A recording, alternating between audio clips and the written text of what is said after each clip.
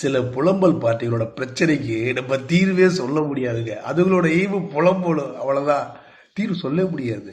அப்படிதான் ஒருத்தன் ஃப்ரெண்டு கிட்ட போய் கேட்டாடா, வீட்டுல எலித்துல ரொம்ப ஜாஸ்தியா இருக்குடா, எல்லாத்தையும் ஓட்ட போடுறது, சட்டி பனிய சட்டை பேட்டு எல்லாத்துலயும் ஓட்டையா இருக்கு, ஒரு தீர்வு சொல்லி என்ன பண்ணலான்னு அந்த நண்பன் சொன்னாலாம். வீட்டுல எலிப்பொறி இருக்கா அப்படின்னு கேட்டா, இருக்கு, ஒரு கருவாடு துண்டை மாட்டி வைன்னு. கருவாடு துண்டுக்கு நான் எங்க போக, எங்க வீட்டுல எல்லாம் சைவம் இல்ல அப்படின்னு சொன்னாலும் அது நண்பன். சரி விடு, ஒரு மசால் வடையை மாட்டி வைன்னு. எல்லாரும் கேஸ் பிரச்சனைடா, மசாலோட வாங்குறதும் இல்ல செய்யறதும் இல்ல வீட்டுல அப்படின்னு அந்த புலம்பல் பாட்டி சொல்லிச்சான். ரைட், ஓகே விடு, ஒரு தேங்காய் துண்டையாவது மாட்டி விடு அப்படின்னு சொன்னானா. அவன் வீட்டுல கொலஸ்ட்ரால் வந்ததுக்கு அப்புறம் தேங்காயே வாங்குறது இல்ல மாப்பிள்ள அப்படின்னா அந்த புலம்பல் பார்ட்டி.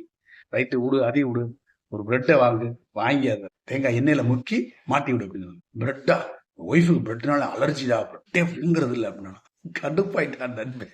வீட்டுல கருவாடு இல்ல, தேங்காய் துண்டு இல்ல, மசால் வடை இல்ல, பிரெட் இல்ல, அந்த எலி என்னதான் பண்ணுது வீட்டுல அப்படின்னு கேள்வி கேட்டானா. உடனே அதுக்கு புலம்பல் பாத்தி, அதான்டா எனக்கும் தெரியல, அந்த எலி என்ன பண்ணுதுன்னு எனக்கு தெரியல, ஏதாவது ஒரு வழி சொல்லுடா அப்படின்னு திருப்பி கேட்டானா. கட்டுப்பாயிட்டா நண்பே. கட்டுப்பாய் போய், பெசாம ஒண்ணு செய், இந்த வீட்டுல அந்த எலிய குடி வச்சுட்டு நீ வீட காலி பண்ணிட்டு வேற வீட்டுக்கு போ அப்படின்னு சொன்னாலும் அந்த நண்பன். அது புலம்பல் பாட்டி அதுக்கு விடல சலிக்காம.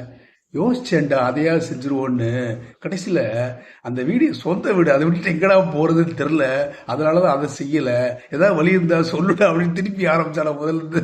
இந்த புலம்பல் பார்ட்டிகளுக்கு தீர்வு சொல்லணும்னு கிளம்பினோம்னா இல்லாத ஊருக்கு வழி சொன்ன கதையை அந்த அந்த தீர்வு முடியும்.